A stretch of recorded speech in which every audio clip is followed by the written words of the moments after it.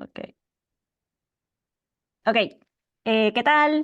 Muy buenas tardes. Bienvenidos, bienvenidas, bienvenides a esta es una mesa redonda organizada por el Grupo de Lectura Andino Amazónico. Hoy tenemos como invitados a la escritora alteña Coya Reina y al editor de Obras Selectas, Alixes Argüello. Estamos muy agradecidos con la presencia de todos ustedes, con el interés por este evento. Queremos agradecer el sponsorship del New York Six, a quienes son los que han financiado este evento y también los 20 ejemplares que algunos de ustedes pudieron acceder vía PDF. Vamos a empezar, para los que son nuevos en esta clase de eventos, tenemos en principio las guest speakers hablarán por 15 minutos más o menos sobre su trabajo, sobre lo que quieran mencionar, ¿no? Sobre las narrativas del Alto, sobre ser una editorial independiente en el caso de Alexis. Y después de esta primera media hora en la que ellos tendrán oportunidad de presentarnos algunas de sus ideas, abriremos a la conversación para que ustedes puedan hacer preguntas y la idea es, ¿no?, poder conversar, ¿no?, acerca de los hijos de Goni o acerca de alguna otra pregunta vinculada con lo que Alexis y Coya nos presenten el día de hoy. Como somos varios, les pediría que cada vez que quisieran intervenir o hacer una pregunta, usaran estos emoticones que tiene el Zoom, como para que yo pueda ver más o menos el orden en el que quieren participar, y de esa manera todo el mundo pueda tener su oportunidad de participar y ser escuchado o escuchada. ¿Ok? Entonces podemos empezar. Empezamos, Coya, contigo. Sí, muchísimas gracias, Coya, por aceptar, Alexis, por estar aquí presentes. Estamos súper contentos y emocionados de poder escucharles. Voy a Perdón, compartir. ¿se me escucha bien? Sí. Ya, porque acá hay música. Allá. Bueno, primeramente, muchas gracias por la invitación. Para mí es un gran honor estar en este espacio. Voy a hacer una presentación muy breve. Para eso, Mercedes, te pediría por favor que me ayudes con las presentaciones. Sí. ¿Lo pueden ver? Genial. Sí, yo sí lo veo. Vale. Bueno, nuevamente, muchas gracias por la invitación. Y yo quería hablar sobre este tema de la narrativa sobre la ciudad del Alto. Entonces, voy a hacer como algunos punteos bien breves para que las ideas no se pierdan.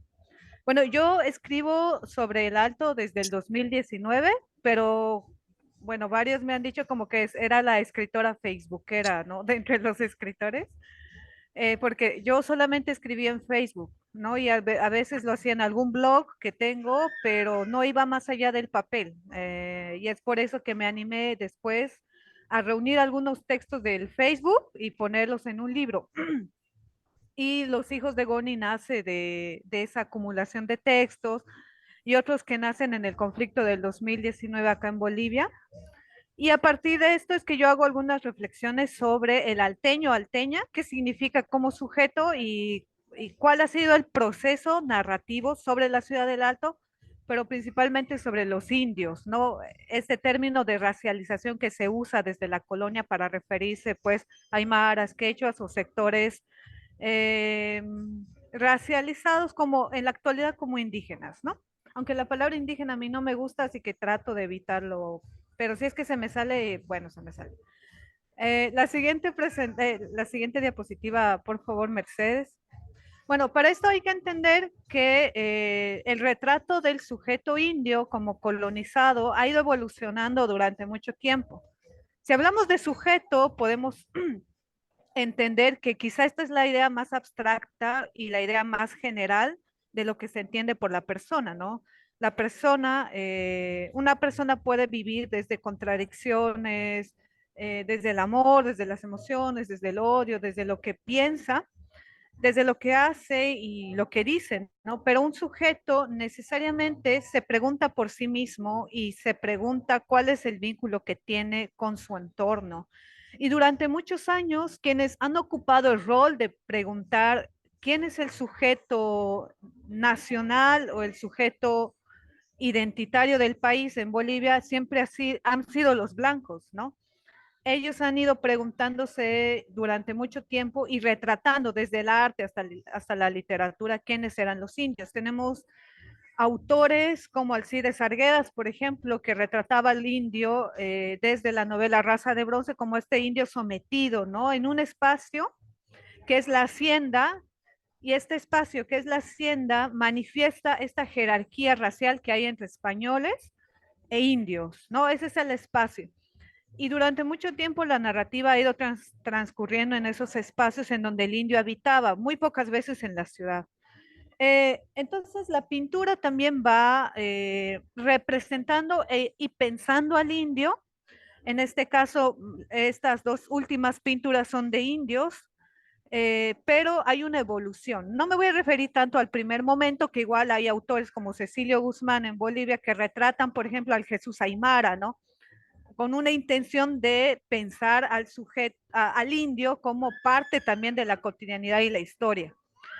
La segunda foto es de la pintura de Rosemary Mamani y como podrán ver, es diferente la forma en la que la artista veía a los indios, ¿no? Una forma de entender este sujeto como el sujeto rural, como el sujeto quizá empobrecido, ¿no? En una situación condicionada económicamente y limitada también, porque también eran sujetos que ocupaban un rol de mano de obra, ¿no? Entonces, por esa época, inicios del 2000, también se veía como una figura del alteño y del indio principalmente precarizado, ¿no? El indio precarizado. Pero a la derecha podemos ver en la tercera foto una imagen que es la pintura de Christian Laime. Es totalmente diferente. Incluso pienso que la segunda foto tiene como una mirada contrapicada, ¿no? De ver yo al indio por encima de, y claro, el indio me ve a mí, pero yo estoy por encima. Mientras que la tercera foto tiene una particularidad que me parece interesante, que es una mujer, ¿no?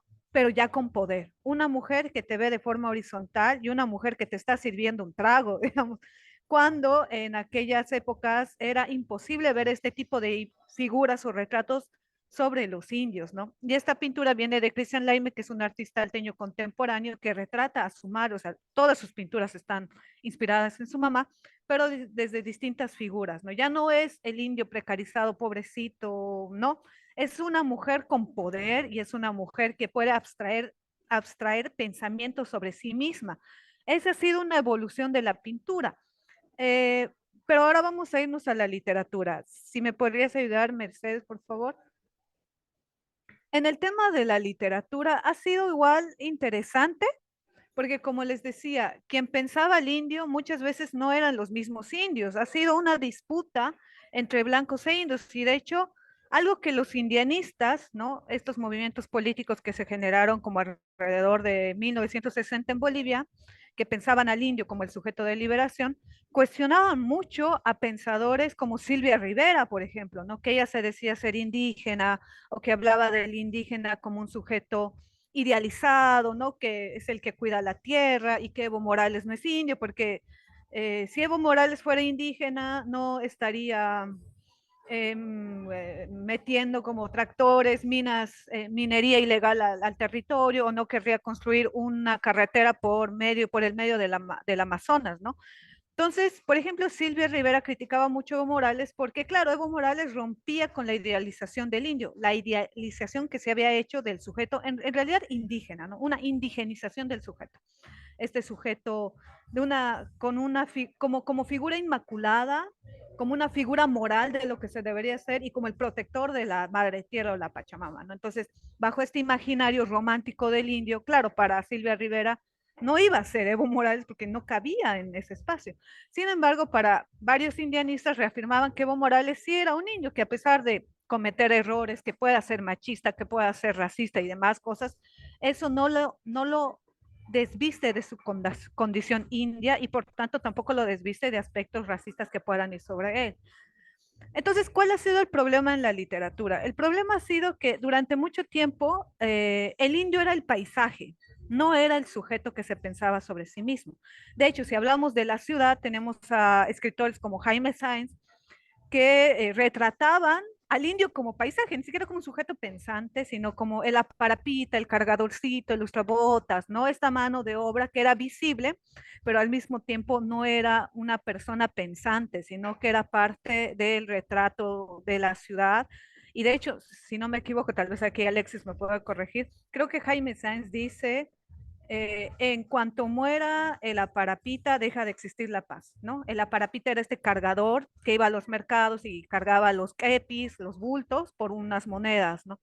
Entonces, había una romantización tanto del aparapita que Jaime Sáenz, este escritor paseño, lo veía como parte del paisaje paseño y en cuanto este aparapita desapareciera, claro, desaparecería este paisaje romántico de la paz. Pero claro, Jaime Sáenz no tenía parientes aparapitas porque qué difícil era hacer aparapita. Yo creo que más bien que ya no hay aparapitas y más bien ahora hay cocheros que llevan ya los bultos en coche porque ha sido una evolución para ellos y un descanso para su espalda, pero bajo esta romantización e inhumanización del sujeto indio es que se lo va construyendo a partir de la narrativa. Y en el campo lo mismo, volvemos a Arguedas, ¿no?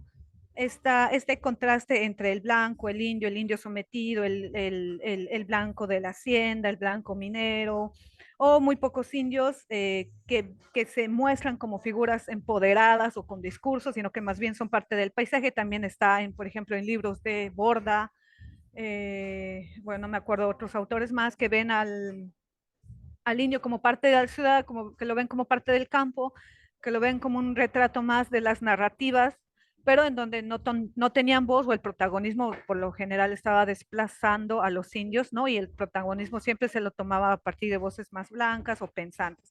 Entonces, no hay, o por lo menos yo no he podido identificar cómo este sujeto se ha pensado a sí mismo, porque durante la historia los indios no, tal vez sí se han pensado a sí mismos, pero lastimosamente no ha sido una evolución que se haya retratado en la literatura, ¿no? Y finalmente el alto en la actualidad recién está pensando hacia sí mismo, pero durante la guerra del gas, que la tercera foto es de la guerra del gas, durante la represión que hubo en el gobierno de Gonzalo Sánchez de Lozada, fue en ese instante donde la gente como que apuntó a mirar el alto, porque el alto era igual de una ciudad invisibilizada, ¿no? Todo se traducía en las actividades y las acciones que se reproducían en la ciudad de La Paz y el Alto era como esta periferia que a pesar de que tenía una gran cantidad de gente, era ignorada o era indiferente a lo que le interesaba de verdad a los literatos y demás, ¿no? En la actualidad, el alteño y la alteña están atravesando un proceso de mirarse a sí mismo, pero imagínense que que este momento quizá es mucho más reciente en la actualidad, porque se encuentra muy poca literatura sobre la ciudad del Alto, pero es una evolución que creo que está iniciando, no ni siquiera desde la Guerra de Glass, pero es ese momento, un hito en donde los salteños se piensan y dicen, ¿qué está pasando? ¿Por qué nos matan? ¿Por qué nos reprimen? ¿Por qué nos quieren quitar el gas? Si es el único recurso que tenemos y muchas cosas que problematizan su condición como indios, ¿no? La siguiente, por favor. Bueno, identidad. Hay que entender, y esto es bien interesante, la identidad es una ficción. Lastimosamente, estas ficciones, a partir de la identidad, nuevamente no las retrataban los salteños. Y de hecho, en la actualidad es bien interesante porque ahora muchos paseños como que se dan la vuelta y dicen, ah, aquí está el alto, vamos a escribir sobre el alto. Pero muchas de las miradas que tienen los paseños sobre alteños u otros autores que no son del alto siguen siendo o condescendientes o caen en la romantización del alteño y la alteña. Entonces, no hay una identidad todavía establecida de los mismos alteños porque es un proceso recién de descubrimiento de uno mismo como sujetos políticos, ya no como sujetos culturales. Porque si ven abajo de la diapositiva dice indio, campesino, indígena, alteño. Durante muchos años en la historia de Bolivia se ha intentado categorizar al indio, ¿no? Al inicio, a partir de la colonia, como el indio, con este contraste que es el blanco, posteriormente el campesino, ¿no? Porque la palabra indio como que sonaba feito, entonces después de la Revolución Nacional, como que los indios pasan a ser campesinos y parte de la Revolución agraria. Luego, en la actualidad, con el Estado plurinacional, pasan a ser indígenas, pero sin un sentido de qué es lo indígena, sino más bien que romantizan y refuerzan el sentido del indígena como el sujeto inmaculado y pachamamista.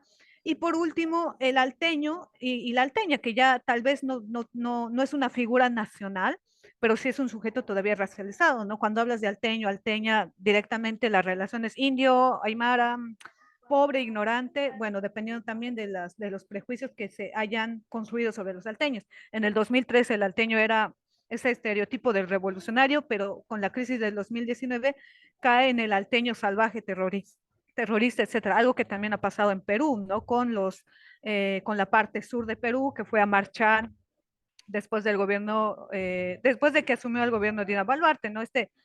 Esta forma de inferiorizar a los sujetos indios o como ignorantes o como terroristas a partir de que tomen posiciones políticas.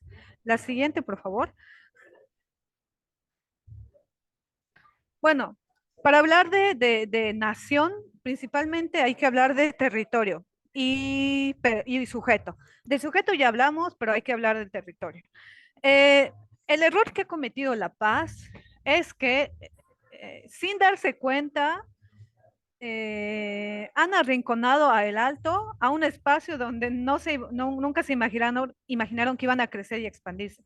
Y digo, ¿por qué es un error? Porque los indios, principalmente aymaras, donde van, construyen nación. Y eso seguramente en Perú es así, ¿no?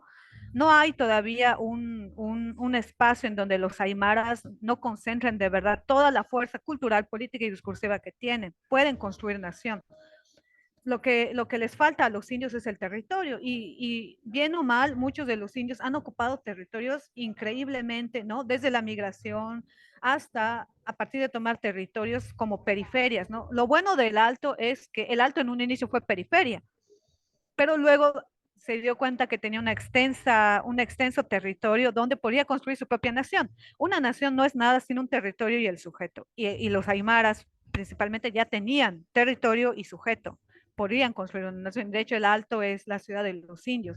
Y hay una disputa entre cuál ciudad es como la capital de los Andes. Me acuerdo cuando yo fui a Perú, como que debatía con cusqueños, ¿no? Pero acá es la capital de los Andes. Yo decía, no, el Alto es la capital, y no, pero es acá. Yo decía, pero hay que entender en una ciudad qué tanta determinación tienes de poder elegir aspectos de tu territorio, pero también trascender con tu discurso o como sujeto a niveles políticos. Y claro, a diferencia de Perú, el Alto sí trasciende, sí puede posicionarse en la política, sí influye fuertemente en la política, tiene un gran impacto en la política, ¿no?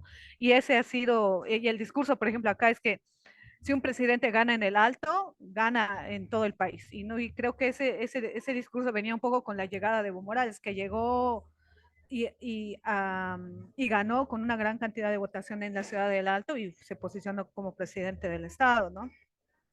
Ahora, lo que yo veo puesto acá es como el indio desde su arrinconamiento, porque a los indios siempre los segregan a las laderas, busca determinar su espacio con sus pares y el Alto pudo consolidarse como un espacio con sus propios pares. De hecho, mucho de lo que La Paz no quería para sí, el Alto se lo apropió, las entradas, los prestes, los choles, las construcciones, entre comillas, estrambóticas, coloridas, ya son parte de una identidad alteña que en un momento La Paz rechazó. Entonces, una nación no es sin el sujeto ni el territorio, y el Alto es sujeto y territorio. La siguiente, por favor. Y bueno, un proceso para los salteños, yo creo, esta no es una concepción nacida nada más porque sí, sino que lo que yo pienso es que durante todos estos años, lo que se ha construido sobre el alteño ha sido mucho ha caído en la romantización y mucho ha caído también en la degradación de los salteños, ¿no? Como decía, el 2019 los salteños éramos los ignorantes, los terroristas, los que llevábamos el COVID a La Paz, ¿no? Nos han acusado de todo. Entonces, el trabajo que se está haciendo en el Alto, por lo que yo he visto, es que los escritores están matando al sujeto moral, ¿no? Si leemos libros como de Daniela Veranga, de Luis Raimundo, o por ejemplo el mío, hay, tal vez inconscientemente o tal vez no, lo hacemos con algún tipo de intención, estamos matando al sujeto moral, este sujeto revolucionario, este sujeto inmaculado, este sujeto romantizado, se está muriendo en cuanto nos pensamos a nosotros mismos como seres humanos que podemos equivocarnos, porque entre todas esas equivocaciones, errores, contradicciones que tenemos los salteños, cabe ahí un sujeto que se está pensando a sí mismo y las transformaciones que van a haber a partir de eso van a ser sumamente interesantes a partir de lo que se escriba sobre eso. Y para mí, por ejemplo, algo que también está pasando es que tanto pensadores salteños como escritores salteños están desplazando ya y cuestionando las ideas de, de intelectuales que pensaban sobre nosotros, ¿no? Entre ellos, bueno, Silvia Rivera me parece fundamental, porque con ella siempre ha habido discusiones desde el indianismo, ¿no? Pero también la necesidad, creo que de los salteños es también desplazar ya los discursos y las narrativas de literatos de otros departamentos que siguen pensando a la ciudad de Alto como un espacio idealizado, ¿no? Y ya para finalizar, la última, por favor. Bueno, entonces, ¿cómo debería ser narrado el nuevo sujeto? Esto eh, voy a vincular un poco con lo que hice con mi libro. Yo en ningún momento había imaginado que, por ejemplo, yo tenía una identidad aymara. Yo siempre me he negado como aymara y esto es algo que me cuestionan hasta ahora mis pares aymaras. Yo siempre me he imaginado como un sujeto mestizo. Ya, yo decía, no, yo soy mestizo, yo no soy aymara, aymara es mis papás, ¿no? Debe ser la única nación en donde te niegas a ti mismo a pesar de que tus papás tienen una nación que comparten, ¿no? Yo creo que ningún boliviano dice, ah, mis papás son bolivianos, yo no soy boliviano. Siempre asumen esa nacionalidad como herencia. Pero entre los indígenas, entre comillas, y también indios, hay una negación de sí mismo. Y eso se entiende totalmente porque durante mucho tiempo se ha generado un estereotipo del indígena y del indio. Entonces, los salteños y la misión que tienen los salteños ahora es, tienen que anular la ancestralidad. La ancestralidad es un estancamiento a un pasado que ya no nos corresponde a nosotros analizar, bueno, tal vez analizar, pero ya no nos corresponde a nosotros narrar. El nuevo escritor, la nueva escritora alteña, quizá el desafío más grande que tiene es anular todo ese estereotipo ancestral originario que nos han legado los intelectuales blancos, porque estos no son teorías ni agendas nuestras, son agendas y teorizaciones de blancos y blancas, intelectuales, ONGs, ¿no? Y el anular esta ancestralidad es erigirse nuevamente como un sujeto presente en la modernidad. Y el alteño, principalmente Aymara, consciente o inconsciente de eso, lo ha hecho. Está creando una modernidad sumamente distinta a lo que se está generando en otros departamentos como La Paz, Santa Cruz, Sucre, y está abstrayendo su identidad boliviana, ¿no? Con la indígena, aunque esa misma persona no se siente indígena, pero inconscientemente está creando nuevas formas de mirarse a sí mismo. Y yo creo que ahí, desde ese punto de partida, vamos a entender un poco cuál ha sido la evolución de la nueva literatura alteña y del nuevo sujeto político alteño. Bueno, nada más y muchas gracias. Muchísimas gracias a Koya. Creo que ha sido súper interesante todo lo que has mencionado. Bueno, ahora vamos con Alexis para que nos cuente un poco sobre qué es ser un editor independiente en el Alto Bolivia hoy en día. Alexis.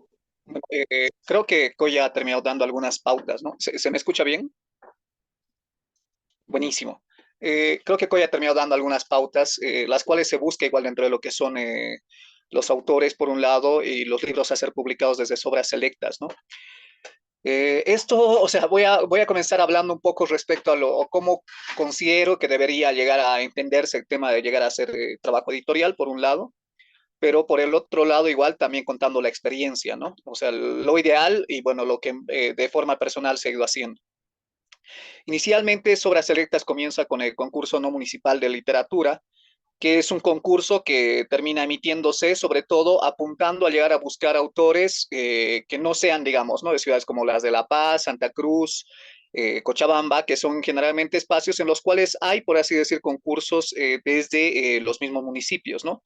O incluso en su momento con el tema que hubo del Premio justamente Nacional de Novela, ¿no?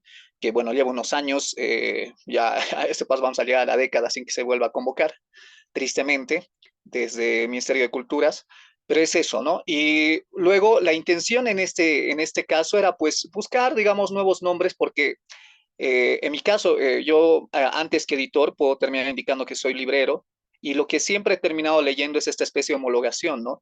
Hace rato Koya decía de que tal vez yo pueda terminar aclarando algo. Lo que sucede con Jaime Sáenz es que termina siendo un escritor que es un flaner, ¿no? Es alguien que termina viendo con esta especie de morbosidad, con esta especie de misticismo, y bueno, desde ahí termina construyendo personajes, lo cual en cierta medida puede terminar siendo válido, pero también nos hace pensar en cierta medida, si es que en su momento el realismo tuvo cierto tipo de peso, ¿qué sucede ahí, no? O sea, directamente tienes a alguien que yo siempre voy a hablar de blancos o de hechos a los blancos, dentro de los cuales igual tenemos igual, ¿no? Indios igual urbanos, aymaras urbanos, pero dentro de lo cual lastimosamente hay aquello, ¿no? Este tema de la globalización y demás, llegar a creérsela a fondo y lo que sucede, lo único que llega a ver es llegar a tener, volviendo al tema del sujeto de lo que hablaba Coya, es un sujeto homologado. O sea, básicamente lo que puede llegar a, los derivados que puede llegar a tener en producción, igual, cultural, etcétera, dentro de estos en literatura, pueden terminar pareciéndose demasiado. Entonces, llega con este tipo de lecturas de sobre todo literatura nacional, un poco igual de la región, porque ustedes saben el tema, ¿no? De Macondo y demás cosas, Huefuguet, bueno, todo este tipo de cosas, ¿no? Que hubo. Esta intención que, bueno, en cierta medida puede terminar viniendo de alguien de clase media más o menos alta, apuntando a llegar a querer contar un poco la decadencia y el tema este de las únicas posibilidades de entenderse sujeto desde el consumo, ¿no? Pero luego, más allá de aquello, igual trata de volver a llegar a manejarse otro tipo de temáticas, ¿no? Tema este de lo que es, por ejemplo, ¿no? La autoficción, no sé, la metaliteratura y demás. O sea, lo que yo termino encontrando termina siendo prácticamente luego derivados que son como artificios, artificios que vienen de gente la cual en su mayoría llega a terminar escribiendo desde un departamento, el cual está con una vista más o menos buena, a la calle, tal vez a una plaza, y lo que termina sucediendo es pues que desde ahí comienzas a lucubrar y pues se queda todo esto de una forma así pues no sé, ¿no? O sea, no te queda más quizá hablar de lo pobre que te parece tu vida por estar en este tipo de espacio, tal vez pensando muy en el fondo dentro de problemas contemporáneos de que no tienes incluso tierra, por así decir, ¿no? De forma personal, en algún momento ponerte a pensar igual de que tu departamento es el espacio que tienes que en realidad que tienes entonces aire, digamos, ¿no? O sea, está construido sobre el aire, el espacio el cual terminas habitando. Entonces, llegan a haber problemas, los cuales, como digo, no terminan siendo tan homologadas que a rato siento eso, y sobre todo con el tema de lo que termina siendo la literatura nacional o boliviana, si eso existe. Y bueno, desde ahí con el concurso no municipal de literatura se busca aquello. Inicialmente termina saliendo como ganadora Isabel Suárez Maldonado, es una escritora de Santa Cruz, con un libro de cuentos que se llama Caja de Zapatos. Es un libro de cuentos de carácter fantástico, en el cual, digamos, siento que ya hay un poco este desmarque y demás, ¿no? Hay una intención igual de vivir en este sentido igual la calle, pero desde la ignorancia, ¿no? En ese sentido me llamó la atención porque si bien Isabel termina siendo blanca, igual urbana, pero es esto, y bueno, además por el otro lado lo que sucede es de que ha habido una convocatoria en la cual hubo cierta recepción, pero no fue grande. Las siguientes, el concurso salió por 4 veces y terminó creciendo, digamos, más, ¿no? Eh, y bueno, lo que sucede con Sobras Selectas después de esta primera publicación, porque antes no se apuntaba el tema ya de editorial, sale un segundo libro, que es el libro de Oscar Martínez. Es un escritor que tiene formación como psicólogo social, tiene raíces quechuas, termina siendo urbano, pero justamente termina naciendo igual, ¿no? En el área rural. Y bueno, lo que acontece es básicamente, él termina narrando desde la experiencia, tanto por un lado ficción, con su primer libro que es 10 de la mañana de un domingo sin fútbol, y por el otro lado desde la crónica, que está vinculada con el tema autobiográfico, Crónicas de Leocalia Jailón, ¿no? Y lo que sucede es de que básicamente comienza a desarrollar desde el primer libro el tema de lo que es cómo en este sentido llega a haber esta especie de desclasamiento y de desidentidad y de preguntas en este sentido que llega a ver cuando alguien termina llegando a tener, no sé, pues él, por ejemplo, es docente pre y posgrado, tiene maestrías, trabaja con ONGs, etcétera, y demás cosas, ¿no? Pero bueno, pues, o sea, en la cara se nota lo quechua, ¿no es cierto? Directamente como nosotros igual, en el caso de Coya, lo aymara, y lo mismo igual termina ocurriendo de alguna forma conmigo. Y es el hecho ese que me parece interesante cuando ya viene aquello. Luego viene Julio Gran, que es un escritor peruano al que se publicó, termina trabajando el libro ¿Y quién eres tú para juzgarme? Él trabajó libros anteriores como Incendiar la ciudad y luego por el otro lado La forma del mal, ¿no? Allá él está viviendo ahora precisamente en Portugal y bueno, me parece una narrativa muy fuerte porque él termina trabajando cosas desde el movimiento subte, sobre todo que hubo allá en Perú, ¿no? Y hay varias cosas igual que tienen que ver con estas preguntas, igual desde el urbano, hasta dónde se termina siendo urbano y el tema de la violencia que está presente en diferentes lugares. Y como ustedes saben, sobre todo en Lima, la cosa termina siendo pues generalmente ya exacerbada al punto de lo caricaturesco, ¿no? Entonces, es eso, o sea, si partimos de otra cosa, igual el tema es esto, retomo la palabra caricaturesco porque lo que sucede es que muchas veces el blanco o el hecho al blanco ha querido caricaturizar al indio, ¿no? Y el tema es ahora, le ofende que directamente, o sea, el indio termina llegando a ocupar el lugar de trabajar imaginarios desde como habitante, digamos, urbano, como indio urbano, aymara urbano, llegar justamente a trabajar esta especie de relación, esta especie de mirada. Incluso no hay necesidad de llegar a decir el blanco es así, sino directamente al terminar narrando lo que, como sucede con Coya Reina, esta especie de perspectivas que cualquier buen escritor tiene que tener la capacidad, ¿no? De llegar a tener varios tipos de perspectivas y narrar precisamente desde ahí. Entonces, pues eso me parece así como que interesante. ¿Qué termina sucediendo en este sentido y cómo se habla, digamos, de pasar a hablar, digamos, ¿no? A ser el narrador, ya no solamente narrado. Y bueno, lo que sucede es luego vinieron varios otros libros. El momento cumbre quizá termina siendo cuando aparece uno de los, bueno, después viene La X de Luis Raimundo Quispe Flores, y posteriormente terminamos teniendo el libro que es No me jodas, no te jodo. Crónicas escritas por y para el Alto, que es una compilación en la cual se reúne a varios escritores, cronistas, que terminan siendo, ¿no? La gran mayoría alteños, otros de otras ciudades, pero que han trabajado un texto que tiene que ver con el Alto desde la no ficción. Y ahí ya termina realmente el tema este, después del libro de Quispe Flores, igual con la X, este otro libro, y esto, ¿no? Esta especie de preocupación igual, porque lo que acontece, yo estudié en la ciudad de La Paz, terminado justamente estableciendo la primera sucursal, igual de obras selectas en la ciudad de La Paz, y lo que sucede es precisamente esto, durante tiempos de universidad, hay varios recuerdos que con Coya seguro terminamos compartiendo en este sentido, cómo hay la intención, digamos, incluso desde las universidades públicas, de llegar a querer opacar, digamos, ¿no? En este sentido, pero hagamos trabajo universitario, vale, vamos a mi casa en la ciudad del Alto, ¿no? No, es que es muy lejos, es peligroso, que no sé qué y demás. Entonces, si ya viene, ¿no? Es como si estuviéramos hablando, apuntar a toda esta especie de odisea, de llegar a cruzar, digamos, estos espacios que luego, lo más chistoso es que la misma gente paseña o los hechos a los blancos, o los que hablan de mestizos, terminan hablando de que nosotros terminamos poniendo lindes cuando en realidad, o sea, estos imaginarios lindes terminan viniendo desde esta especie de imaginarios que terminan siendo impuestos. Y una de las cosas que se terminan en justamente en las palabras preliminares de No me jodas, no te jodo, esta compilación de crónicas ambientadas en la ciudad del Alto, es pues que al Alto se le ha impuesto un imaginario. Y es esto, si hablamos incluso del tema del indio, es eso. El indigenista lo que termina haciendo es eso, imponer esta especie de forma de ver, de visión y etcétera respecto a lo que es el indio. Lo mismo termina aconteciendo igual con la ciudad del Alto. Juan, como Coya dijo hace rato, el Alto ha terminado recibiendo con los brazos abiertos todo aquello que La Paz no ha querido recibir.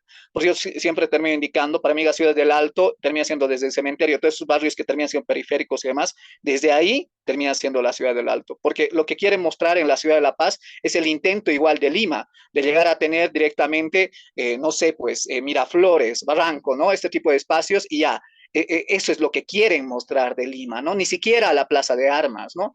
Y es esto lo que terminó aconteciendo igual en La Paz, o sea, terminan siendo barrios como Sopocachi o barrios de la zona sur, y es aquello, y desde ahí quieren manejar, y por el otro lado llegar a tener a la Cholita como atractivo turístico, ¿no?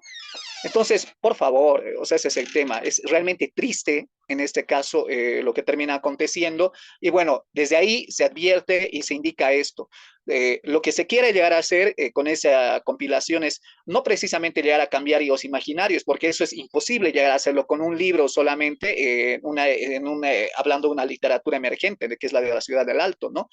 Entonces, lo que se hace más bien, yo tengo formación en turismo, yo tengo una licenciatura en turismo y he llegado a justamente durante ese tiempo en el cual he ejercido y demás, a entender de que los imaginarios o por el otro los estereotipos, incluso si quieren llegar a decirlo, siempre van a estar presentes. Lo que tú tienes, la posibilidad que tú tienes es de llegar a ampliar esa posibilidad. Antes tenías uno, ahora terminan siendo cinco, ¿no? Entonces hay que generar, hay que hacer esta especie de fisuras. La literatura, la buena literatura, ustedes más que nada quizá lo deben llegar a saber por la cantidad, algunos tengo entendido que tienen estudios al respecto, es esto, o sea, es aquella que termina increpándote, ¿no? Es aquella que termina generándote preguntas, es aquella que termina incomodando, es aquella que termina generando fisuras, ¿no? Estamos hablando ya en ese sentido, sí, de arte. Porque el otro, de alguna forma, como decía, terminan siendo artificios. Hay gente que escribe muy bien y eso es lo que haya acontecer, por ejemplo, con gente que termina siendo conocidos, algunos amigos, incluso de esta generación de Cornell, luego que vino posterior al tema este, ¿no? Con el mundo Pasolán, pero es aquello, se queda en el artificio y lastimosamente, como les digo, termina siendo una visión que es pues directamente desde, como les digo, sanitizada, venida además de problemas de white people problems, así totalmente, por así decirlo, desde el departamentito y demás, ¿no? Problemas de existencialismo, no sé, o sea, ¿no? El tema de consumo, la necesidad de consumo, la imposibilidad de llegar a poder consumir lo que se quiere, por favor, o sea, la vida siempre termina siendo más cosas y generalmente está más allá de quienes terminamos llegando a tener cierto tipo de capacidad de gasto por el trabajo conseguido, por el otro lado, porque ha sido cedido de forma generacional. Entonces, como indico, fueron ya posteriormente 13 libros, hasta ahora son ya 6 títulos que tienen que ver con la ciudad del Alto. Ahora lo que hace Obras Selectas está buscando sobre todo escritoras y escritores en ciudades intermedias. ¿Por qué? Porque las ciudades intermedias terminan ya a tener este tipo de relación igual que termina teniendo el Alto en una cantidad de población que supera justamente el millón de habitantes. En cambio, en los otros casos terminamos hablando de decenas de miles de habitantes, tal vez cientos de miles de habitantes, pero es esta relación urbano-rural que no se ha roto. Se tiene justamente la casa o por el otro lado el canchón o la chacra, como quieran, como se indica, el chaco, según diferentes espacios los que se indica, que está precisamente en el área rural, en la población de madre, padre, abuelo, abuela, ¿no? Entonces, esa relación siempre se sigue manteniendo. El tema de consumo, igual de papa, el tema de realizar esto, lo que son usos y costumbres tradicionales de trabajos que tienen que ver con autoridad para que se sigan manteniendo las tierras comunales. Entonces hay aquello, es una convivencia por un lado con la forma de organización que está relacionada con lo vecinal, las juntas de vecinos y todo aquello y con el municipal, sí, definitivamente desde lo legal, por así decir, pero el otro lado hay, digamos, además por el otro lado, por lo menos discursivamente, avances respecto a la legalidad, igual porque la legitimidad no se le puede quitar a este tipo justamente de organizaciones, igual, ¿no? Entonces, esta relación no se ha roto, y lo que siento es de que realmente desde esa relación y ese conflicto justamente que llega a tener el habitante urbano, que tiene orígenes, que viene por un lado, ya sea principalmente de forma personal, con lo aymara o con lo quechua desde los Andes, y bueno, en el otro sentido, ya sea en los valles y llanos, justamente con otras culturas, igual chiriguanos, guaraníes, mojeños, cejas, etcétera. El hecho es justamente cómo se termina trabajando esta especie de comunicar esta especie de crisis igual que está llegando a sentir que narra ya sea desde la ficción o desde la no ficción. Ahora, siento, y en realidad en algún momento me dijeron de que, pero ¿por qué últimamente termino apuntando tanto, tan fuerte con la crónica? Lo que sucede de forma personal y desde obras selectas, porque varios de los libros que tienen que ver con el Alto tienen que ver con crónica, excepto justamente de momento hasta ahora uno, que es la novela La X de Quispe Flores, porque el segundo libro de Ciudad Pacheta es un libro de crónicas, al igual que el de Coya Reina.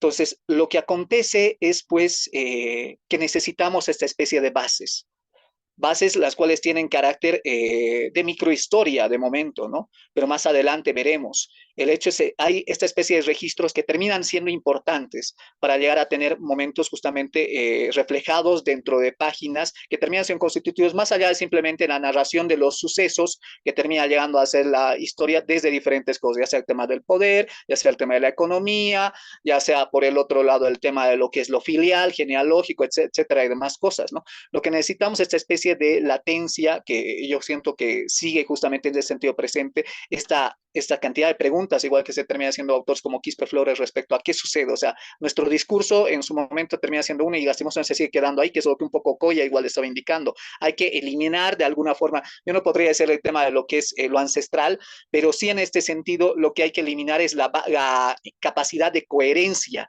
que llegamos a tener dentro de lo que es lo discursivo y los actos, porque si no estamos cayendo igual en cierta medida en la misma cosa que termina aconteciendo con el narrador hecho al blanco, como decía que lastimosamente la gran mayoría, por eso de la literatura boliviana en ese sentido, yo considero, digamos, ¿no? Que hubo incluso dentro de indigenistas, ¿no?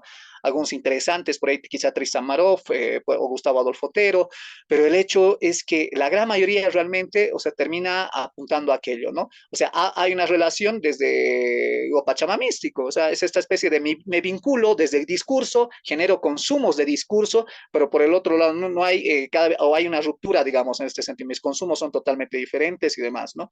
Entonces, siento que más que la ancestralidad, lo que hay que llegar a buscar es esta especie de romper lo que decía Coya, pero de esta necesidad de coherencia, ¿no? Entonces, siento que pueden llegar a hacer los pasos y por eso se publica desde obras selectas, sobre todo más crónica, de momento que tiene que ver con la ciudad del Alto, porque igual soy alteño, y siento definitivamente necesario esto porque actualmente lo que me parece interesante en la forma de lo emergente, y es que el Alto está tomando así a pasos, es que siempre hemos avanzado así desde nuestros padres, ¿no? Y nuestros abuelos, con los menos de 40 años de vida y todo lo anterior que obviamente hay, pero me refiero a menos de 40 años de vida oficial, el crecimiento ha sido exponencial, tanto en población, en tema de lo que tiene que ver con el tema de hacer negocios, etcétera, e incluso es lo que ahora está sucediendo con el tema arte en las diferentes disciplinas artísticas, ¿no?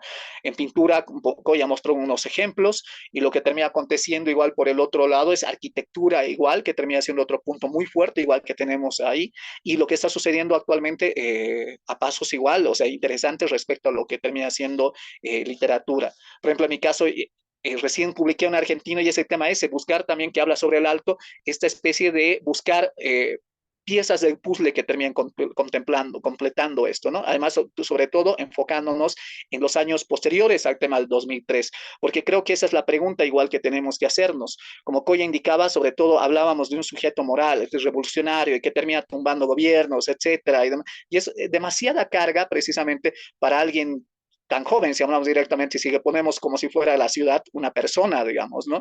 En su momento, hablamos del 2003, entonces aquel año Alto no llegaba pues precisamente a los 30 años, era 20, 20 y algo, y es aquello, ¿no? Entonces, no, ni siquiera, ¿no? Entonces, termina siendo menos de 20 años. Y es este tipo de cosas, ¿no? Realmente las que creo que hacen pensar en esta posibilidad de más o menos llegar a entender la responsabilidad que implica ese tipo de atención en cierta medida que está llegando a ocurrir. Entonces, lo que importa desde obras selectas desde siempre ha sido no publicar por publicar. La línea editorial ha estado en construcción permanente, es lo que siempre termino indicando, pero de momento lo que interesa es buscar escritoras, escritores noveles con proyección de obra, uno o dos libros que ya estén en cabeza, justamente, uno de ellos acabado y el otro ya en proyecto, y por el otro lado que apunten a llegar a ser canon, por lo menos tal vez en sus ciudades, en sus países, en todo caso, porque esa es la intención, ¿no? Que haya además por el otro lado ambición, precisamente dentro de aquello. Y bueno, sobre todo de momentos a lo que se espera principalmente, y además por el otro lado igual se busca justamente en Sudamérica, porque como les dije, se publicó a Julio Grant, también se publicó a Carlos Velázquez, que es igual mexicano. Entonces, es buscar igual este tipo de cosas que crea, que considere que puedan llegar a generar estos puentes. Una de las cosas que siempre hago es pasarles los ejemplares de los libros publicados a todos los autores de la editorial, porque esa es la intención, o sea, que quiero que sientan de que hay un motivo, o sea, no es solamente, o sea, sí, me caíste bien y demás, y no sé qué cosa. Además, porque desde Obras Selectas lo que se hace no es una editorial, que es una imprenta, o sea, se trabaja con imprentas, se hace la inversión directa y demás cosas, o sea, es un trabajo que mucha gente dice, ¿en serio se puede terminar viviendo de aquello? Bueno, en mi caso diría sí por el tema de la librería de viejo, ¿no? O sea, sobre todo es eso lo que permite todo este tipo de inversión y demás, que apunta justamente a un mediano o largo plazo, pero la intención siempre termina siendo más grande que aquello, ¿no? Quien termina siendo editor, o sea, yo creo que lo primero que tienen que llegar a olvidarse es el dinero, pero obviamente acordándose al día siguiente, creo yo, ¿no? Entonces, para llegar a hacer esto autosostenible. Entonces, eso es lo que queremos. Con Coya termina siendo los libros que es uno de los libros más exitosos de la editorial de Obras Selectas.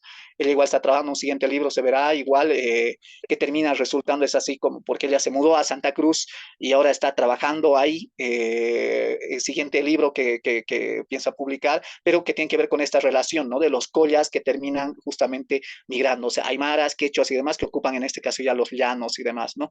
Entonces, recuerda quizá a este sistema que ahorita se me escapó, que era justamente del Incario, ¿no? Y termina trasladando poblaciones precisamente para que terminen en este sentido, llegando de alguna forma igual a imponerse. Algo terminó haciendo el MAS en cierta medida, sobre todo con Pando, con Cobija, pero el hecho es en realidad cómo termina sucediendo desde el mismo Aymara. Entonces el Aymara es expansivo. Desde ya termina sucediendo aquello. Ha pasado de una etapa que ha sido la de la resistencia a esta otra etapa que es la de la expansión. Hay naciones Tristan Platt, son los doctores igual que termina trabajando respecto, que Oscar Martínez me ha hablado respecto, el tema de las naciones de no. La Aymara viene de las naciones de no, al igual que catalán y otro tipo igual, ¿no? De justamente naciones que apuntan a esto, ¿no? A no solamente situarse, llegar a tener derechos, no, o sea, quiere tomar en este sentido el poder. Y obviamente en este sentido no se puede llegar a trabajar esto por trabajarlo. De forma personal, o sea, lo que a mí me interesa es llegar a seguir trabajando, buscando escritoras, escritores desde justamente estos espacios que he llegado a indicar, que siento que son los vitales, los cuales ya realmente permitirían incluso, porque lo que yo creo que necesitamos y sobre todo es buscar apuntar, no que se termine leyendo solamente en las universidades, o sea, y no porque en el colegio terminen pidiendo el libro porque has hecho un acuerdo con la profesora o el profesor desde tu editorial que termina haciendo mañonerías, digamos, para llegar a conseguir aquello, ¿no? Sino más bien en el sentido que la misma necesidad haya esta población que exija, ¿no? Eh, hay un escritor, Isidoro Blaisten, que es argentino, que en algún momento igual leí, que él indicaba de que lo que él quería era escribir para el carnicero, pero también para, no sé, pues, académicos como Barth y demás. O sea, a mí lo que me interesa es que ambos me lean y que sienta que ambos lo disfrutan. Entonces, ojalá terminemos llegando a seguir haciendo esto. La ambición está presente. Veremos cómo termina creciendo igual en este sentido Obras Selectas. Pero es esto, o sea, a partir de ver lo que se estaba haciendo y lo que no se quería hacer. 2 libros publicados, 3 máximo al año, y la intención es seguir haciendo crecer un catálogo que termine siendo un libro que suceda al otro y que permita una lectura respecto a aquello, principalmente, obviamente, como alteño desde el alto, pero ya apuntando al tema desde el aymara urbano, el tema andino, el andino urbano, apuntando a llegar a construir quizá nacionalidad. Veremos justamente si termina aconteciendo esto más adelante. Muchas gracias, Alexis, por la explicación sobre el trabajo que está haciendo sobre Selectas y en general. Ahora, como les estaba mencionando, la idea es abrir a las preguntas, consultas, dudas que tengan, que quieran hacer a Alexis y a Koya. Sería más fácil si, aunque bueno, pueden levantar su mano así o usar los emoticones, que son como 20 personas. No sé si alguien tiene alguna pregunta ahora. Sí, New Amauta. Sí, mucho gusto. Imanay Kasangiche, Wagesnipis, Pandasnipis, Nogaksuti Arnold, Otak, Mosok Amauta, New Amauta, eh, Bolivia, en Nueva York Mantatak, Palasani Kamkunaman. Y puedo decirlo en inglés también, I could speak in English as well, pero prefiero empezarlo en quechua, la lengua de mi papá y de mí también. Sí, mi nombre o mi apodo de internet es New Mauta, así hago muchas de mis publicaciones de medios sociales y de educación de medio social, pero mi nombre verdadero es Arnold.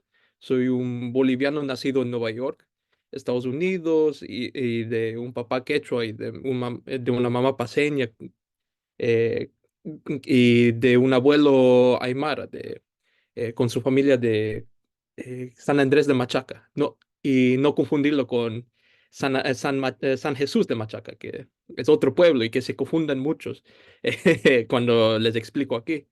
Y bueno, mi pregunta es tanto a Koya como a Alexis, eh, ¿cuál serían, uno, cuál es su ¿cuánta experiencia han tenido con los bolivianos o los andinos que viven fuera de, digamos, que han vivido fuera de sus países? Porque viviendo en Estados Unidos y nacido y viviendo en Estados Unidos, me encontré con muchos peruanos, ecuatorianos y bolivianos con una experiencia muy similar a la de Coya. Muchos de nosotros nacimos aquí con padres quechuas, aymaras o ambos, y en muchos casos nos identificamos más con ser boliviano, peruano o ecuatoriano, o además ser latino. pero lo indígena, lo indio, lo quechua y aymara se pierde. Una forma de ladinización, que también es como un pariente de del mestizaje, una forma de tomarse identidad, pero hasta yo no llegar a lo indígena. Y se oculta porque por los estándares racistas de que el indígena o el indio vive en el campo, habla su lengua materna, se viste de chullo y de poncho. Yo estoy con chompa rosada y mi chullo. Y así caminé por Manhattan, por la 42. eh, Ahí nomás siendo un indio en medio de Manhattan. Porque no hay muchos que se atreven a ponerse la ropa indígena en medio de Nueva York. Y hasta hay hasta hay miradas raras de la gente, tanto blanco y no blanco, porque me tengo algo de arco iris. Pero con esa experiencia me encontré que hay muchos que viven sabiendo que sus padres niegan o los mismos hijos de inmigrantes niegan su identidad indígena, su pertenencia a alguna forma de la nacionalidad. Siendo, y hay algunos que fueron adoptados o no conocen mucho a su familia y hasta son mezclados con blancos y dicen, me racializan aún aquí, de forma descrito por Franz Fanon, de que siendo latino me racializan de una forma u otra y no puedo decir lo que es por ser español. Si soy mestizo, no me están racializando por el lado mestizo, por el lado español, sino por el lado indio. Pero ¿por qué lo niego o por qué mis padres lo niegan? Mientras vivimos y hasta sobrevivimos esas experiencias y crea como podríamos decir como una conciencia doble, a palabras de W. E. B. Du Bois, un escritor negro afroestadounidense. Así que tengo dos preguntas. La primera, ¿cuántas experiencias eh, has tenido con andinos fuera de, digamos, Bolivia, Perú y el Ecuador? De andinos fuera del Perú, Bolivia y Ecuador, porque hay mucho que ver con, digamos, un grupo, la identidad marrón en Argentina, en Buenos Aires, y sus experiencias son muy similares a las de los andinos aquí en Nueva York. Y la otra cosa sería, eh, ¿cuál es su opinión sobre, digamos, el censo que se llama de 2024? Porque, ¿cuáles serían sus opiniones de los resultados? Porque sabiendo todos estos problemas de la desindianización, que, va- que, pa- que sucede mucho, no solamente en Bolivia, pero por toda Latinoamérica. Y he investigado por una tesis eso. Eh, ¿Cuál es su opinión sobre el censo y cómo se realiza esa pregunta de la nacionalidad? ¿Y tiene algunos aportes o sugerencias para cambiar esa pregunta? Gracias. No sé si Koya o Alexis quiere responder a alguna de a las También preguntas. dije demasiado, me van a Bueno, disculpar. son tres preguntas hasta donde yo conté Está y bien. son muy extensas y sí, son muy complejas. A ver, yo voy a tratar de responderlas, pero son demasiado complejas. Uno, por ejemplo, la identidad no necesariamente tiene que ver con la autoidentificación. Muchas veces han sido para crear imaginarios. De hecho, algo que es bien interesante es que yo antes de venir a Santa Cruz, yo me consideraba aymara y negaba la bolivianidad. Pero en Santa Cruz, una forma de resistir a un regionalismo cruceño, a veces racista, es considerarte boliviana. Entonces, la bolivianidad a mí me sirve para resistir al regionalismo cruceño en donde te dicen, esta es mi tierra y tú eres, o andate a tu cerro, o tú eres como extranjero, ¿no? Entonces, el discurso de resistencia en Santa Cruz es, pero yo soy boliviano y como yo soy boliviano y como cualquier boliviano tengo el derecho de estar en Santa Cruz porque es territorio boliviano. Entonces, la identidad siempre ha funcionado como una forma de resistencia. De hecho, el 2001 en el censo, ya que vamos a hablar del censo, más del 60% se identificaba aymara, quechua o de algún grupo indígena en Bolivia. Eso cambia en el censo del 2012, pero es como que se han muerto indígenas porque hay menos. No, porque el 2001 se estableció en Bolivia un gobierno, entre comillas, neoliberal, liderado por una persona que era blanca, ¿no? De descendencia gringa, y una forma de resistir de la población boliviana que se sentía, siendo mayoría, se sentía como al margen de ser parte del Estado, era autoidentificarse indígena, ¿no? Era una forma de generar este imaginario de nosotros somos mayoría y por tanto nosotros deberíamos gobernar el país. Entonces, la identidad siempre ha funcionado para eso. De hecho, hay una amiga en Argentina que publicó algo que fue bien interesante. Ella decía, yo en Bolivia siempre he negado mi bolivianidad por un sentido político, pero cuando voy a Argentina, como una forma de resistirme al racismo de los bolitas, ¿no? Con este término de racialización de bolitas, yo me asumí, me identificaba boliviana para, como un discurso político, ¿no? Para reafirmar la bolivianidad como algo político, ¿no? Entonces cambia, es fluctuante, la identidad siempre va a ser así. Y de hecho en Bolivia, en la actualidad, yo creo que muchos aymaras, quechos y demás no se sienten indígenas, uno, porque el Estado ha reproducido mucho la idea del indígena idealizado y claro, mucha gente no se siente rural, no se siente que sea parte de ese indígena rural con poncho, pobrecito, ¿no? Ese es el humilde, ¿no? Ese es ese estereotipo que ha reproducido mucho el Estado y la gente se resiste y en esa forma de resistencia dice, alto, yo no soy indígena, yo soy boliviano. Entonces, la identidad siempre va a cambiar ese discurso. Y por eso es que yo no estoy tan peleada con el mestizaje, porque entiendo que en Bolivia se está construyendo un mestizaje que es totalmente diferente a antes de los 2000, porque antes el mestizaje era una forma de blanqueamiento, de acercarse más a esta herencia hispánica. Pero en Bolivia se está construyendo un mestizaje sumamente distinto. Es un mestizaje que te dice, yo no soy indígena, pero ojo, tengo orígenes indígenas, ¿no? Como decir, mis papás son indígenas, yo chayo, yo bailo morenada, yo hago la coa, puedo hacer la gualancha, la huilancha, no soy indígena, pero sigo reproduciendo códigos culturales, sociales, discursivos que vienen, entre comillas, de los indígenas. Entonces, pues yo no me peleo tanto con la bolivianidad tampoco, porque cuando alguna vez hablé con Marco Avilés, él me decía que después de todo este conflicto que ha pasado con Perú, ¿qué vendría a pasar con Perú después? ¿No? Ha habido una fractura en Perú, ¿qué pasaría con Perú después?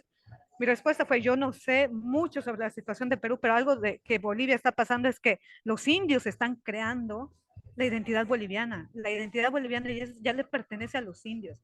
Ya no es la bolivianidad de la Miss Blanca, ya no es la bolivianidad del cantante blanco europeo, ya no es la bolivianidad del deportista con ojos azules, es la bolivianidad de Maju, de este peleador de Tinku, que va a Perú a pelear y es famosísimo, es la bolivianidad de Garibay, que es un atleta aymara de Oruro, es esta bolivianidad de Cristian Laime, es esta bolivianidad de Rolly Mamani, que son nuevas figuras que están emergiendo, pero que son morenas, pero que se identifican bolivianos, y eso no les niega ni desplaza su identidad como aymaras, porque pueden ser aymaras, ¿y qué?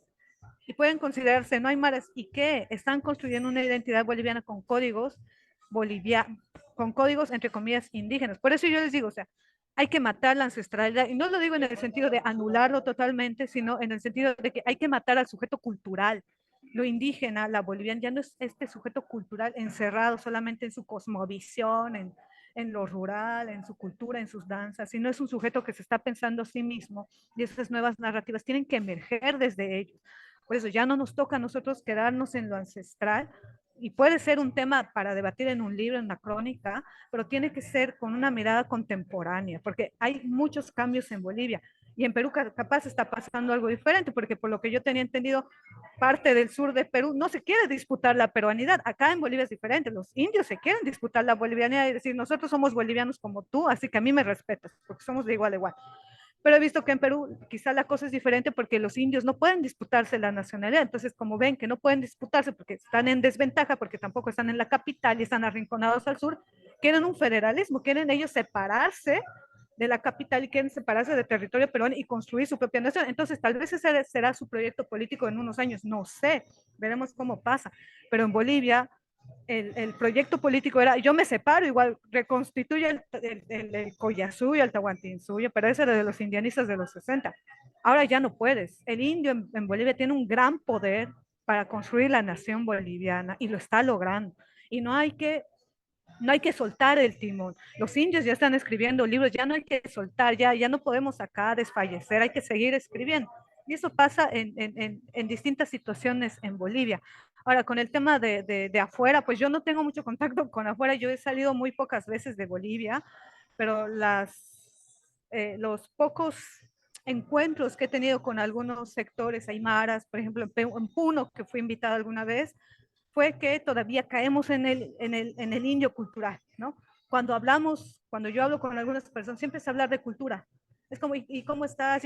Y eso, ¿no? Y hablan de tejido, principalmente las mujeres totalmente involucradas en temas de cultura. Cuando las mujeres son las más políticas, en los aymaras son las mujeres más políticas, entienden la política muy rápidamente, pero lastimosamente siguen en lo ancestral, siguen hablando de los tejidos y no está mal. Pero yo pienso que ya hay que salir de ese embalaje cultural, que la verdad pienso que perjudica más que ayudarnos a evolucionar. Y es por eso, y algo que alguna vez le dije a Silvia, pues no me acuerdo si le dije, pero ya. Yo le dije, yo no necesito, por ejemplo, vestirme de pollera para reafirmar mi indianidad, ¿no? Porque Silvia siempre se está trenzando, se está como un poco reforzar y decir, yo soy indígena. Y yo digo, pero yo no necesito, porque tú me ves y yo soy, entre comillas, india. La gente me racializa así. Entonces, no hay una necesidad, y yo creo que eso muchos aymaras lo han entendido, no hay una necesidad de reforzar siempre de que somos indígenas a partir de la vestimenta. Por eso que muchos aymaras solamente se dicen en fiestas, en entradas, en algunos eventos especiales, porque ya entienden que son parte de esos espacios. Si vemos los prestes en Bolivia, mucha gente se viste, chicas de pantalón, se están poniendo pollera, están chayando, están bailando chicha, además son parte de esa comunidad, de ese conjunto. Entonces, y ese ha sido el problema un poco de los indianistas de los 60, ¿no? Eran como yo, y había como un aymarómetro, ¿no? Yo hablo aymara, entonces tú eres menos aymara. Yo no uso celular, entonces soy más aymara que tú, ¿no? Y hasta ahora hay ese problema con los aymaras más viejitos, ¿no? Con los que yo siempre estoy peleando, porque yo soy la idea de que un aymara también puede ser liberal. Yo no estoy en contra de que los aymaras puedan ser liberales, porque es una forma también de que ellos estén pensando desde otros enfoques y que podamos debatir de distintas formas a partir de que estos aymaras piensen de distintas maneras. Pero incluso ha habido una izquierdización del indígena. Entonces, los aymaras nos estamos peleando todo el tiempo contra todo, ¿no? Nos han feminizado también a las mujeres como mujer aymara, feminista, ¿no? Cuando muchas veces no compartimos las luchas de los discursos feministas. Entonces, estamos en constante pelea con otros discursos porque es un momento en que nos estamos pensando a nosotros mismos y para mí eso es muy válido. Alguna vez he hablado, bueno, y eso para terminar, alguna vez he hablado con Carlos Macusaya, que tal vez lo conocen, y de hecho tenemos un podcast con él que se llama Entre Yacos, que recién salió, y tal vez si lo quieren anotar, está muy bueno, y justamente hablamos del censo, porque acá se hizo el censo en Bolivia, y algo que me gustó mucho del Macu es que él dice que la identidad se acentúa más en momentos de crisis, y es cierto. En momentos de crisis hay una acentuación mucho más fuerte de tu identidad. Y yo creo que eso funciona con la bolivianidad, funciona con lo aymar y funciona con lo indio, dependiendo de los contextos. Y para mí todos son válidos. Muchas gracias. Jack, un ratito antes había una pregunta de María Fernanda Córdoba. No sé, María Fernanda, si tú la quieres leer. Está evitando hablar porque acá en casa ya todos están durmiendo, Ah, ok, yo pero lo no leo hay entonces. Yo la leo problema. y leo, no te Gracias. preocupes. Perdón, ella decía, bueno, gracias por las presentaciones. Dice, tiene dos preguntas. Muy interesante la propuesta sobre cómo el sujeto debe ser narrado, desde lo que no debe reproducirse. Por ejemplo, distanciándose de la ancestralidad. Entonces, ¿cuáles sí deberían ser las nuevas narraciones y qué necesidades se están evidenciando? Y la otra pregunta ¿es posible construir un sujeto narrado sin la creación de nuevos imaginarios? Alexis responda. Alexi, no sé si Yo quiero está. responder la otra. Ya. Bueno, hola. Hola de nuevo. A ver, primero quiero responder chiquitito un poquito respecto a lo anterior.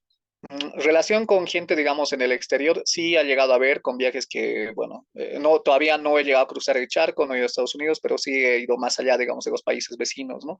En Latinoamérica. Entonces, digamos, hay una especie de relación. Yo siempre termino diciendo esto de que cuando estoy en el extranjero y me está comenzando a faltar dinero, pues ahí me siento boliviano, o sea, ya me está quedando casi nada y bueno, ahí sí, sí, soy boliviano. ¿Por qué? ¿Por qué viene esto? Precisamente por esto, o sea, el tema de cómo terminas volviendo y demás, ¿no? O sea, porque estás de visita, no estás yendo a establecerte, ¿no? A no ser que estés yendo a establecerte, en todo caso, que estés llegando a buscar la nacionalidad y demás cosas. Va por ese lado. Ahora también hay un cuento de O. Henry igual que se llama El Cosmopolita, que es buenísimo, en el cual básicamente es un tipo del cual termina pasando como si nunca nadie sabe de dónde es, porque está tan, ¿cómo sería? Tiene tanto conocimiento respecto a la cultura occidental en sus diferentes variantes de consumo, hasta que alguien termina hablando mal de un lugar. Y bueno, pues de ese lugar termina siendo el dichoso cosmopolita. Entonces, lo que termina aconteciendo es eso, ¿no? Coy ha dicho respecto a cómo termina yendo, de dónde, para qué, y es eso. O sea, uno termina siendo en condición de la que termina siendo necesaria. Obviamente, siempre va a terminar primando una porque es una lucha que no implica solamente, no tiene que ver solamente con lo personal, ¿no? Inmediato, sino con lo colectivo a mediano y largo plazo. Entonces, en ese sentido, sí podríamos hablar no solamente de esta especie de mutabilidad de lo que es la identidad, ¿no? Sino una especie de fondo que termina existiendo. Cuando hay esa especie de proyecto, bueno, podemos terminar hablando al respecto. Respecto al censo, bueno, pues ya veremos con el tema de cifras. Hubo en su momento un gran número que se termina identificando, justamente como Aymara principalmente, y Quechua, que fueron más quechuas aquel entonces en este no país llamado Bolivia. Y bueno, es eso, veremos qué termina aconteciendo, ¿no? Y bueno, yendo ya directamente luego a la otra pregunta que la voy a terminar leyendo, una era sobre narración, me acuerdo, y vemos que está acá además. Entonces, bueno, es que no creo que exista una forma de cómo el sujeto debe ser narrado, sino más bien lo que tenemos que llegar a apuntar es lo que no se debe hacer, ¿no? Hace rato estábamos hablando tan con Coya de escritores como Jaime Sáenz y demás, ¿no? Entonces, ustedes en cierta medida, desde los espacios de los cuales tienen origen, seguro han identificado aquello, una especie de reproducción de la fórmula, por así llegar a decir, o ya sea dentro del estilo o por el otro lado en el tema de lo que es las temáticas, ¿no? Ustedes saben de que al fin y al cabo esa frase manida, que a veces me la creo y a veces no, de que todo ha sido escrito, pero lo que termina aconteciendo es eso, las perspectivas, cómo se termina manejando. El hecho es generalmente lo que yo creo un buen narrador tiene que llegar a hacer es entender de que, esto no se ha narrado así. Pero yo no creo en el tema de que tal cosa es ya tan manida que no se puede terminar hablando, que no sé qué. Por ejemplo, el tema del amor, que vamos a algo más cursi, no sé qué cosas, ¿no? Pero el hecho es cómo se termina, desde dónde se termina enfocando, ¿no? Y hay muchas escritoras últimamente que están llegando a trabajar esto desde otros espacios, que además implica más allá del tema del discurso, ¿no? Y lo que yo creo, sobre todo, además, tratando de conectar con las anteriores preguntas, por un lado, tiene que llegar a crearse, digamos, una persona que no solamente sea consumidor de discursos, y me refiero en general, tanto en el tema de narrativa como incluso hablando de lo político. Lo que hay que llegar a generar es generadores de discursos, ¿no? Y en este sentido, lo cual termina ampliando y además evidenciando el desgaste que ha llegado a haber, porque muchas veces, o sea, una cosa es lo que se dice respecto a lo que es Bolivia y demás en el extranjero, los mismos bolivianos, ¿no? La misma comunidad, la cual el compañero igual, justamente, que está acá todavía, bueno, no, creo que ya no está, creo, bueno, Niwa Mauta, entonces no sé, pues de alguna forma evidenciando este tema de cómo se terminan conectando y demás. Entonces, desde ahí quizá se pueda llegar a ver, ¿no? O sea, desde esa generación de generados de discurso y además apuntando eso. Creo que lo interesante de las editoriales independientes que realmente están apuntando, ¿no? A un tipo de trabajo que implica entender de que ese tipo de cosas van a mediano plazo en el tema de llegar a estabilizarse. Porque están ofreciendo algo de calidad y es lo que termina haciendo luego las grandes editoriales, llegan a tomar, como fue en su momento el tema de lo que fue la literatura chicana, ¿no? Que en su momento no interesaba, por así decir, a Penguin Random House, por ejemplo, ¿no? Pero luego ya, ¿no? O el tema igual de lo que terminan siendo escritoras mujeres, ¿no? igual. Entonces termina viendo este tipo de cosas. Lo que hace el editor independiente es llegar a trabajar para el grande más adelante, es lo que termina sucediendo. Y de alguna forma termina ocurriendo esto igual con los autores, cuando esta especie de tendencia ya la terminan generando en este sentido como ola. Lo malo es en ese sentido el capitalismo, saben ustedes cómo es, ¿no? O sea, es un monstruo el cual termina absorbiendo para luego llegar a mutar en algo y demás, pero bueno, lo único que tiene es un mocho más o no sé qué, digamos, ¿no? Pero es el mismo monstruo, pero bueno, un dedo más, en todo caso, ¿no? Eh, en ese sentido, creo de que el tema, como les digo, lo que hay que ver es sobre todo esto, ¿no? Lo manido y demás, cómo no abordar, y no es precisamente la temática, sino las formas de terminar abordando, y además quiénes han terminado abordando. Eso implica igual mucha lectura. O sea, todo escritor, como ustedes saben, tiene que leer demasiado, ¿no? Al punto de llegar a hastiarse y decir, no, carajo, estoy harto, tengo que llegar a escribir, no me queda de otra. Bueno, después, respecto a esto otro, bueno, se hablaba de ejemplo de distanciarse de la ancestralidad, entonces, ¿cuáles deberían ser las nuevas narraciones, no? Entonces, como dije, o sea, ya creo que ya termino respondiendo ahí.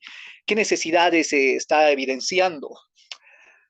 Creo que igual durante la charla se termina indicando, ¿no? Esto, de forma personal, creo de que los espacios que terminan, implican, digamos, las posibilidades de narrar, tienen que ver con las ciudades intermedias, por esta relación que indicaba, ¿no? Urbano-rural. Esta especie de conflicto igual que termina habiendo de, por un lado, desidentidad, por el otro, la crisis de, y por el otro lado, el llegar a entenderte igual, ¿no? Como sujeto también, por el otro lado, del siglo XXI, ¿no? Entonces, no sé. Ahora, por ejemplo, una cosa interesante a mí que me llama la atención, y es esto, por ejemplo, en la primera Feria Internacional del Libro del Alto, recuerdo que a Luis Raimundo Quispe Flores eh, vinieron a entrevistarlo, y un amigo que es escritor igual y ahora es periodista, Eric Ortega, y él quiso hacer la nota desde por qué los escritores alteños, o sea, tienen más de un oficio, ¿no? Por ejemplo, Coya es además diseñadora, es comunicadora, por el otro lado igual, o sea, bueno, termina siendo, ha sido comerciante, ya, y ahora ya no quiere, pero, ¿ve? Pero es justamente eso, ¿no? Y esta implicación, realmente antes que se ponga de moda el llegar a hablar, por así decir, de esto, lo que es llegar a ser multitasking, o por el otro llegar a tener capacidades y conocimientos justamente que llegan a ser múltiples, ya en cierta medida el alteño ha terminado entendiendo aquello. O sea, porque es eso. O sea, yo en mi caso igual me autoformo en temas de publicidad y marketing, igual en temas de diseño gráfico. Bueno, o sea, son varias cosas igual, ¿no? Las que termina llegando a tomar uno. El tema igual de ya aprender igual el idioma, ya sea extranjero, el inglés, de forma, por lo menos en mi caso, básica e intermedia. Entonces son cosas, ¿no?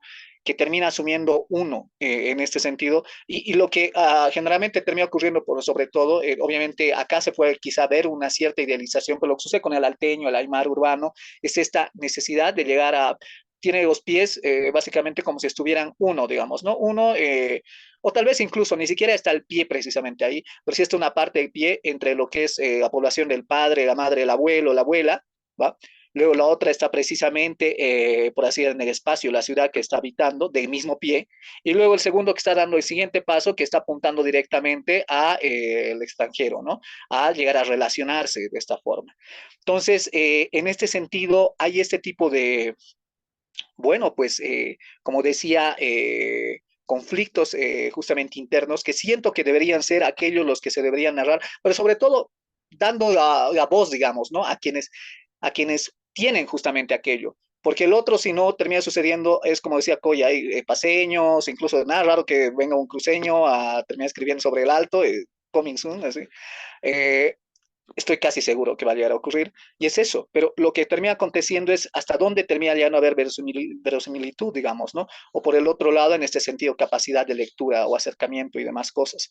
Por lo que, insisto, lo que se necesita es una posibilidad de que se lea, digamos, no tanto en el lugar, pero por el otro lado también más allá, justamente en este sentido, de estas fronteras no solamente nacionales. Y eso es lo interesante, por ejemplo, con el libro de Coya, ¿no? Hay palabras, seguro que ustedes no terminan identificando que están en cursivas, que son aymara y demás, y tal vez algunos digan, pero ¿por qué no hay un glosario? Como Coya algún rato me lo dijo. Y el hecho es, no, pues si les interesa, busquen, tienen Google, hay ahora traductor de Google de aymara, no jodan así, ¿no? ¿Es realmente el interés que tienen o no?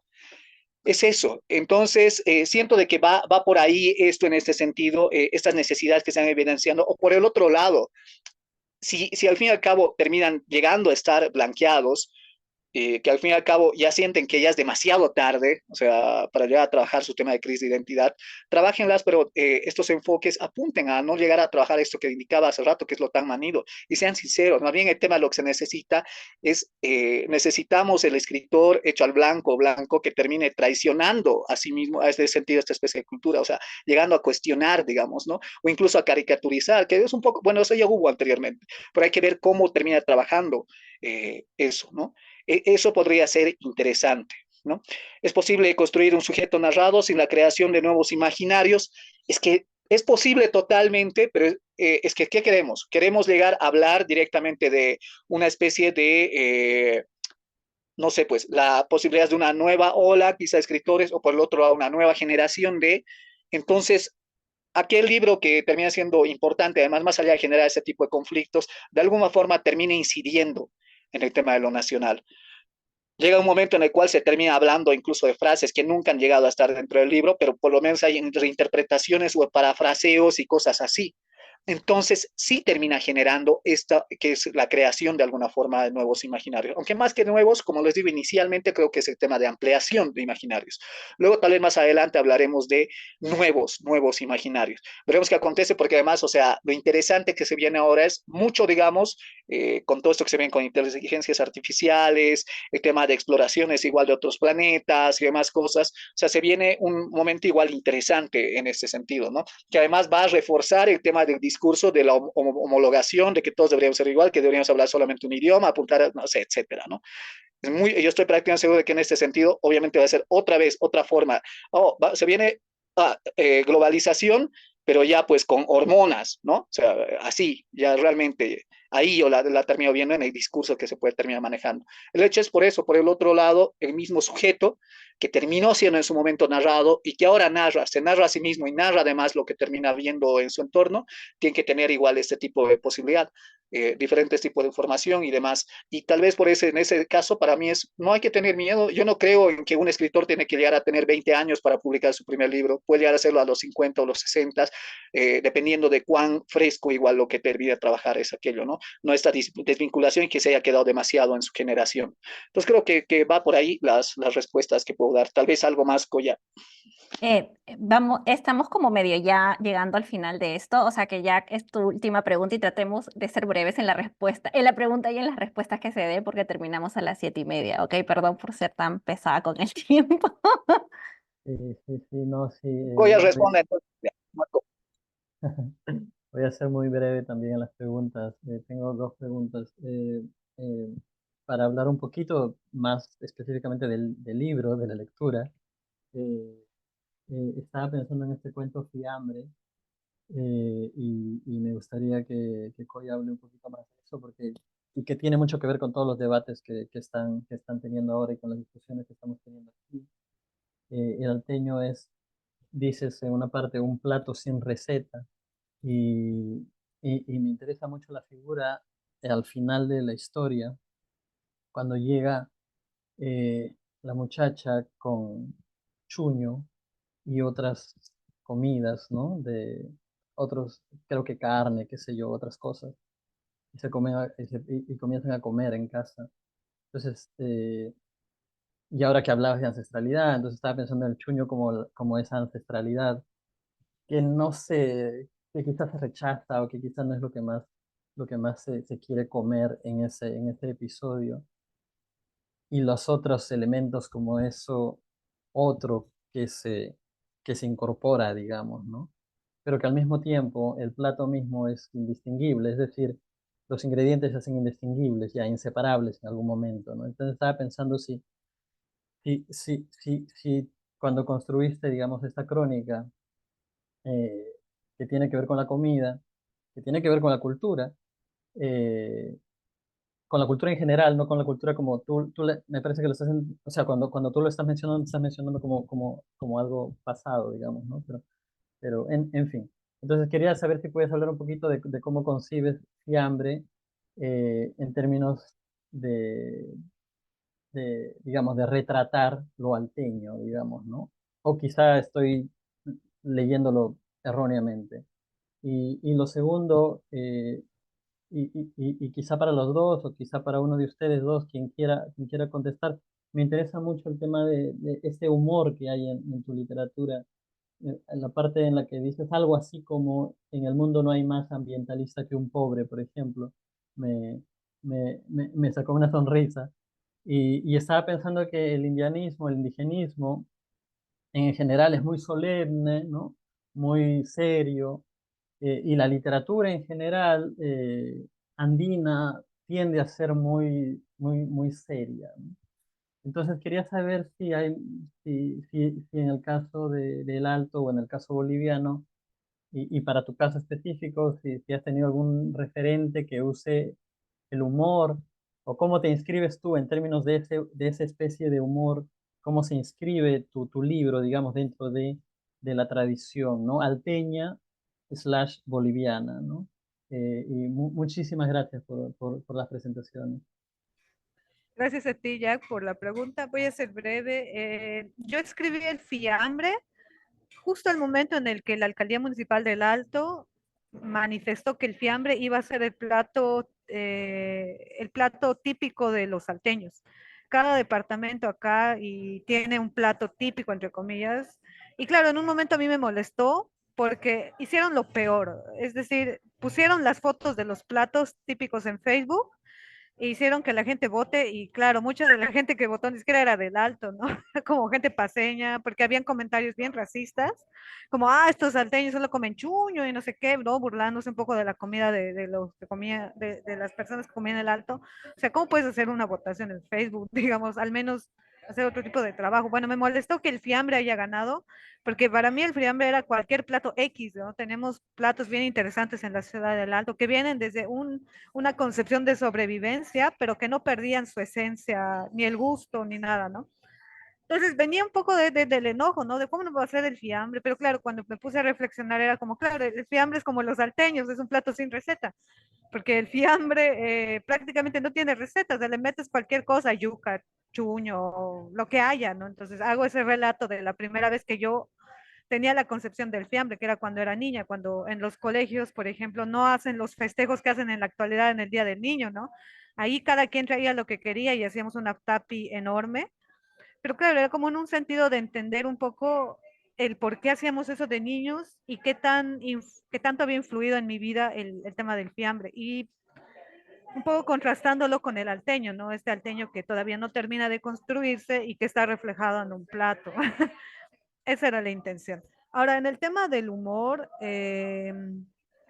yo siempre he sido como medio payasa porque mi papá es así. Mi papá es súper payaso y como yo era comerciante y lo escribo en mi libro, ¿no? Mi papá siempre me enseñó como que a reír, a charlar con la gente, a hacerle bromitas, ¿no? Y la gente, claro, sonríe y te compra y le charlas, ¿no? Jefe, llévate, digamos, para por ejemplo, cuando vendía yo confites, que son como esas bolitas de dulce, claro, yo le hacía la broma de, llévese confites, muerda si quiere, pruebe si quiere, si le saca un diente significa que está bien o algo así, ¿no? O cuetillos, que vendía yo cuetillos y la gente me decía, ¿y se puede hacer prueba? Y yo le decía, sí, se puede hacer prueba, pero páguelo primero y puede hacer la prueba que quiera donde quiera. Entonces, fue esa forma de relacionarme con la gente.